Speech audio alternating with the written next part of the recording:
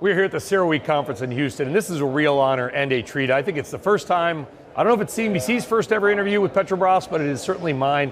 Jean Paul Prates is the CEO of Petrobras of Brazil. A real honor, sir. Thanks for joining us. Thank you, my friend. Thank you. You guys have become, Petrobras has become, I won't say the quiet giant because you've been there, but the growth around Petrobras, over 3 million barrels, has been amazing. Where are you in terms of production today? Where do you want to be? Well, basically we are producing more than 3 million barrels operated by us. We have an export of equivalent to more than 1 million barrels a day today. We're exporting country and we have a plan, an investment plan for the next 5 years of over $100 billion. And we are the largest company in Latin America. So it's a very significant thing. It's a very difficult mission because it's also a company that has to follow directives from the Brazilian state. It's a state-controlled corporation with shares in the market. And I think my biggest challenge nowadays is to prove to shareholders and stakeholders in general that it is possible, and more than that, it is profitable and advantageous to be a partner of the Brazilian state. We can be an efficient company with new technology, development, research technology, developments, good acreage in Brazil, and energy transition ahead. I think you must have read my mind because what I hear from people about Petrobras is, to your point, this challenge that you provide a huge amount of money to the Brazilian people.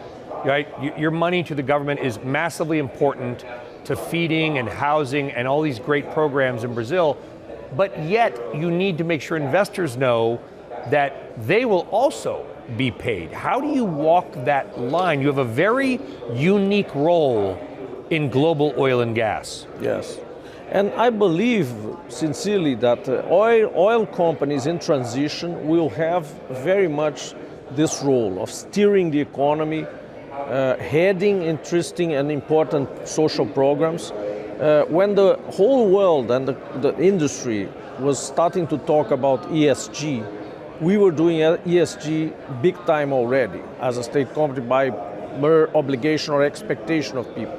So right now, another challenge we have all over, and our 12 CEOs meeting at OGCI and other meetings we have with other CEOs equivalent to me, is how to face energy transition in a fair way. This is being said everywhere. And my point here when I was speaking the first day was to be fair, it has to be a comfortable transition. If we don't have a what does that mean, comfortable transition? It has to be comfortable for the consumer. Because you can't have a price shock. No price shock, or no exclusion of groups of people, especially the vulnerable. And no massacre of the ones that are just coming to become oil producers or gas producers. The whole thing about energy transition is about reduce emissions, eliminate emissions at ultimate stage.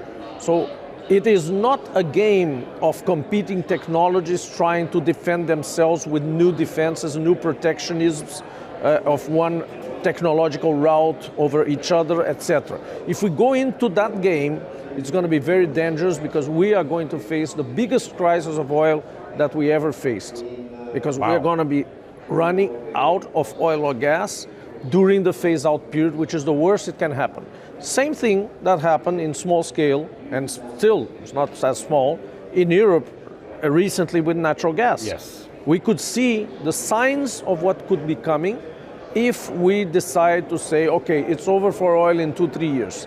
It's not going to happen. But saying that, but it, not being political, but I've been in Europe reporting on this, by the way, Jean Paul, for a couple of years now. I know. And not taking credit for it, but I think anybody with a rational, unbiased mind could see that coming. The war obviously added a massive shock, but it was happening prior to that. They were in a vulnerable spot.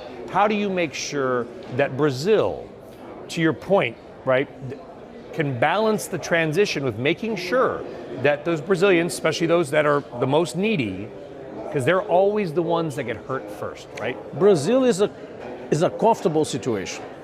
Brazilian energy mix has more than half of the energy needs in total attended by renewable sources already. A lot of hydro. So we are far ahead of any scope of any other big economy.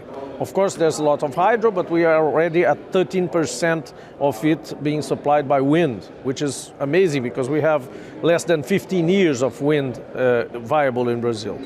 In terms of electricity mix, we are over 85% attended by renewables already. So what is the importance of that? The importance of that is that we are very comfortable in the sense of having renewables, and also we became an exporter of oil. So we are happy with that situation. But that poses big challenges and responsibilities as well. We can not teach anybody, but we can show paths and ways whereby we will replace little by little, gradually and responsibly, oil and gas resources by local energy. The most viable local energy, be it biofuels, energy from wind, energy from solar, energy from geothermal, energy from wherever, what is closest. I think one of the components of the energy transition will be to transport less energy at long distances. Yeah. That is already something. Use it more close to home. Most closely as you can, even individually. Is this why you're Brazil, and you are Brazilian oil and gas is Petrobras, Petrobras is Brazil. Is that why you joined OPEC Plus? No, this is good opportunity to clarify that. We didn't join OPEC Plus. We joined what I called, I nicknamed it OPEC Plus Plus, because it's not OPEC, it's not OPEC Plus, because OPEC Plus it's much closer to OPEC and discuss quotas and etc. What we joined is a new category that opened for us, which is the Chart of Cooperation of OPEC, which is something that makes us an observer of OPEC movements, present in meetings with no vote and no quota. But and that's key, because I go to OPEC. No, very key. No quota. We would never surrender to any quota. We conquered our self-sufficiently very recently. It doesn't make sense for us to join an entity that would be establishing quotas for us. So we would never do that, and this is fully acceptable and understood by the member countries there. All we want there as a country is to be present to discuss how oil and gas industry and how oil exporters like we are dealing with the energy transition, for instance, and how OPEC can really bring some more stability to prices. Meanwhile, oil is being phased out. So this is a very critical situation for humanity and very critical for us, because we just came to the club, but we don't want to join any establishment of quota, anything like that. We are just OPEC plus plus. A new category. I got something else to say, Jean Paul Prates. OPEC plus plus, Petrobras. You've been plussing, you've been adding your production. We appreciate you joining us here on CNBC. Thank you. Jean Paul, thank you very much. Thank you very much. Thank you very much. The CEO of Petrobras.